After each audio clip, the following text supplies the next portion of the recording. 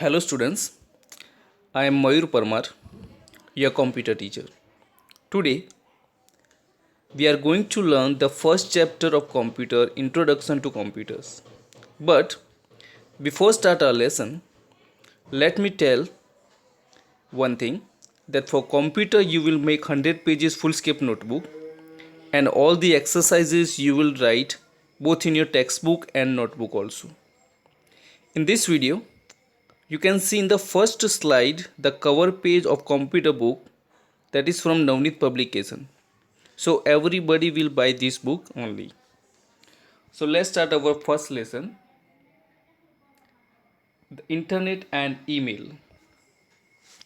The internet. The word internet is a combination of two words, interconnection and network. The internet is a network of thousands of computers across the world. In short, the internet is a network of computer networks. The internet is not owned by anybody, but there are various organizations that manage different parts of the network. Now, let me discuss what are the uses of the internet. The first use of internet is email. This is also called electronic mail. Email is used to send mails through the internet. Using emails, you can exchange text messages, pictures, sound, etc. with other internet users across the world in just a few seconds. You only need to have an email account which is provided free of cost by most servers. Second use, news groups. News groups are used to exchange views, ideas, news and other information. An internet user can directly participate in discussions on different topics also. Third use of internet, online chatting and conferences. Internet users across the world can communicate live with one another. There are special software to have audio video conferences on the internet. Now we don't have only 3 users are there, but also more than 3 users are there other.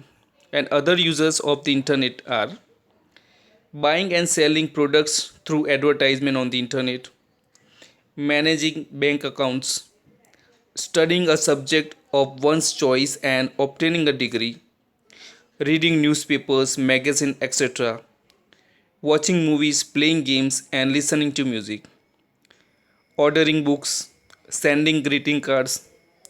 These are also various uses of the internet. Now, let me discuss about internet terminology. The first point in internet terminology is network.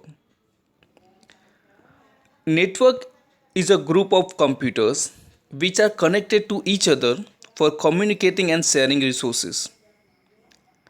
There are two kinds of networks. First is local area network, which is also called as LAN. LAN connects computers within one building. Computers in LAN are usually connected with cables. The first network is wide area network, means WAN. It connects computers over long distances. Computers in WAN are usually connected by telephone lines or broadband. The internet is the best example of WAN. Now, let me discuss what is WWW. WWW means World Wide Web. It is a collection of all websites on the internet. What is search engine? Search engine is a site on the internet with the help of which a user can search for other websites. A user can search the web on the basis of the keywords he gives. Google is one of the most popular search engines. Now, let me discuss if you want to get connected to the internet, what can we do? All modern computers and laptops are capable of connecting to the internet. To get connected to the internet, you must have a computer running Windows, and second, an account with an internet user service provider. This is also called ISP. The full form of ISP is Internet Service Provider. Your ISP is a link between your computer and the internet. There are three ways of getting connected to the internet: modem, broadband connection, and mobile internet. Now, let me discuss what is about modem. You can connect to the internet using a modem. A modem is an electronic device that connects your PC to a telephone line to enable you to use the internet. This is known as dial-up connection. Though it is cheap, it is very slow. Next way, broadband connection. The most popular way is to have your telephone line, also known as a landline, converted to broadband so that you can use the telephone for calls and for the internet at the same time. The third way to getting connected to the internet is mobile internet. If you don't have a landline, or if you want to use the internet when you are out, you can use mobile internet from any mobile network provider.